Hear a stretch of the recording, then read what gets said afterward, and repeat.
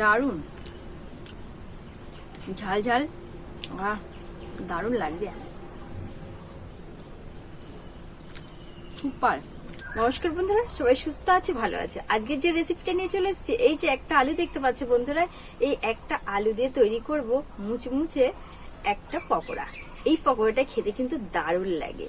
আর সাথে থাকো আর দেখতে থাকো, সামান্য কিছু উপকরণ দিয়ে যে এত সুন্দর পকোড়া হয় বন্ধুরা, না দেখলে কিন্তু বিশ্বাস করবে না। অবশ্যই ভিডিওটা নো স্কিপ করে দেখতে থাকো, ভীষণ ভীষণ ভালো লাগে, খেতে দারুণ লাগে। তাহলে বন্ধুরা চলো একদম সহজ ভাবে তোমাদের সাথে শেয়ার করছি। আলুটাকে খুব ভালো করে আমি কিন্তু ছাড়িয়ে নিয়েছি বন্ধুরা। এবার আমি আলুটাকে এই বরাবর করে এইভাবে করে আলুটাকে আমি কেটে নেবো। এই একটা আলুতেই কিন্তু পরিবারের সবাই খেতে পারবে। এইভাবে করে আলুগুলোকে আমি কেটে নেব।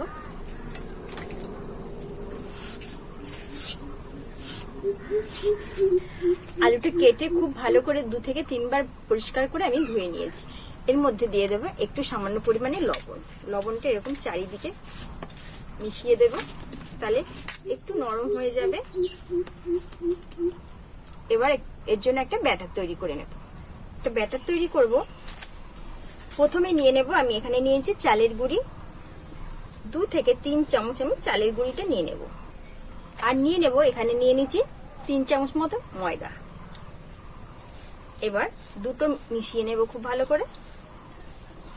দিয়ে দেব বন্ধুরা আদা রসুনের পেস্ট নিয়েছি, একটু দিয়ে দেব। নিয়েছি হলুদ গুঁড়ো, দিয়ে দেব। নিয়েছি লঙ্কা গুঁড়ো, সেটাও দিয়ে দেব। টমেটো পাউডার, এটা দিয়ে দেব। দিয়ে দেব স্বাদ মতো লবণ। সমস্তটা খুব ভালো করে এবার মেখে নেব। ছানাটা খুব ভালো করে মিশিয়ে নিয়েছি। এবার অল্প অল্প জল দিয়ে একটা ব্যাটার তৈরি করব।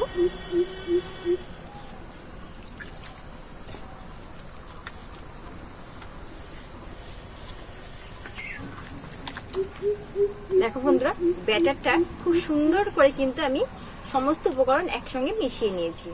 আর এর ঘনত্বটা কিন্তু এইভাবেই কিন্তু রাখতে হবে।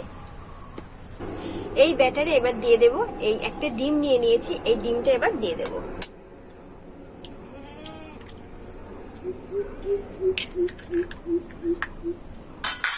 ডিমটা দিয়ে আবারও খুব ভালো করে মিশিয়ে নেব। এবার ব্যাটারটাকে খুব ভালো করে ফেটাতে হবে। পুরোপুরি ভাবে কিন্তু আমার ব্যাটারটা একদম রেডি হয়ে গেছে। আর এই ঘনত্বটা বন্ধুরা এই যে দেখতে পাচ্ছ, না একদম পাতলা না কিন্তু গাঢ়, এই রকম ভাবেই কিন্তু ব্যাটারটাকে রেখে দিতে হবে। বন্ধুরা আলুর পকোড়াটা তৈরি করার জন্য তেলটা গরম বসিয়ে দিয়েছি। তেলটা কিন্তু গরম হয়ে গেছে। একে একে এবার আমি পকোড়াগুলোকে এই যে 1 পিস আলু নিয়ে ব্যাটারে এইভাবে করে চুবিয়ে নিতে হবে। দিয়ে এইভাবে একটু ঝরিয়ে নিয়ে এই যে তেলে এবার দিয়ে দিতে হবে। আবারও নিয়ে নিয়েছি একটা, আর এইভাবেই দিয়ে দেব। একটু ঝরিয়ে নেব। বন্ধুরা আমার আলু পকোড়ার রেসিপি তোমাদের ভালো লাগলে অবশ্যই আমার সাথে থেকো, আর প্লিজ সাবস্ক্রাইব করে পাশে থেকো। পুরনো সকল বন্ধুদেরকে কিন্তু অসংখ্য অসংখ্য ভালোবাসা আমার পাশে থাকার জন্য, এইভাবে এগিয়ে নিয়ে যাওয়ার জন্য। কত সুন্দর হচ্ছে, কি দারুণ হচ্ছে, তাই না বন্ধুরা? এইভাবে করেই কিন্তু সবগুলো আমি একে একে ভেজে নেব। এই দেখো আরো এক ব্যাচ কিন্তু আমার ভাজা হয়ে গেছে।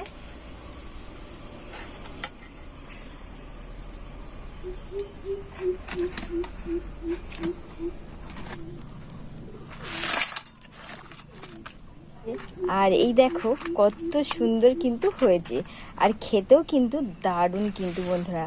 অবশ্যই বাড়িতে একবার এইভাবে বানিয়ে খাবে। এই বর্ষাতে কিন্তু খেতে সন্ধ্যার সময় চায়ের সাথে ভীষণ পরিমাণে ভালো লাগবে। বন্ধুরা দুর্দান্ত স্বাদের এই আলু পকোড়াটা খেতে কিন্তু দারুণ, একদম রেডি হয়ে গেছে। আর অবশ্যই খেয়ে কিন্তু তোমাদের সাথে শেয়ার করব। চায়ের সাথে কিন্তু এই পকোড়াগুলো কিন্তু একদম জমে যাবে, দারুণ লাগে খেতে বন্ধুরা। আর উপকরণ সামান্য কিছু উপকরণ দিয়েই কিন্তু তৈরি করা হয়েছে বন্ধুরা, খুব সহজভাবে। আচ্ছা, আলুর এই গরম গরম পকোড়া খেতে কিন্তু দারুণ। অবশ্যই ভেঙে তোমাদের সাথে শেয়ার করবো ভেতরটা কত সুন্দর হয়েছে। আর অবশ্যই খাবো, খেয়েও শেয়ার করবো বন্ধুরা, দারুণ হয়েছে। এই দেখো আর আলুটা কি কত সুন্দর একদম সিদ্ধ হয়ে গেছে। সন্ধ্যাবেলা চায়ের সাথে মুড়ির সাথে একদম কিন্তু জমে যাবে বন্ধুরা। অবশ্যই এইভাবে বাড়িতে একবার বানিয়ে খাও বন্ধুরা, সবাই একদম প্রশংসায় পঞ্চমুখ হয়ে যাবে।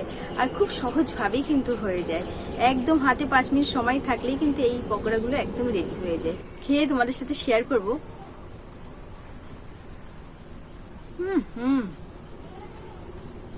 কোনো কথা হবে না, দারুণ